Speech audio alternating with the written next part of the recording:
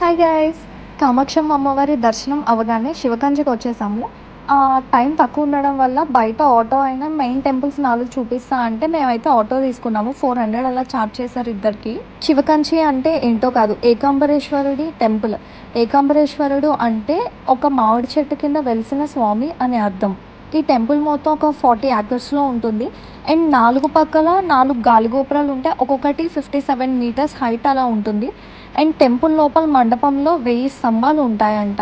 And టెంపుల్‌లో 1008 శివలింగాలు కూడా ఉంటాయి. ఈ టెంపుల్ స్పెషాలిటీ ఏంటంటే ఇక్కడ ఒక మామిడి చెట్టు ఉంది. దాని ఏజ్ అయితే 3500 ఇయర్స్.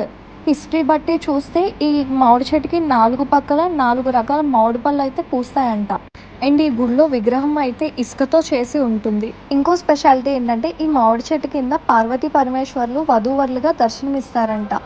అయితే పార్వతీదేవి ఒడిలోని కుమారస్వామిని పెట్టుకొని దర్శనమిస్తారు. అయితే ప్రస్తుతం మనం ఆ చెట్టు కాండాన్ని మాత్రమే చూడగలము. దాన్ని టెంపుల్ వాళ్ళు ఒక అద్దాల పెట్టెలో పెట్టి జాగ్రత్తగా భద్రపరిచారు. ఆ చెట్టు ఉండే ప్లేస్లో కొత్త మామిడి చెట్టుని వీళ్ళు నాటారు. నాకైతే హిస్టరీ అంతా వినడానికి చాలా బాగుంది. అండ్ టెంపుల్ కూడా చాలా స్పేషియస్గా ఉంది. అండ్ మండపంలో అయితే రకరకాల పల్లకిలు చాలా అందంగా కనిపిస్తున్నాయి.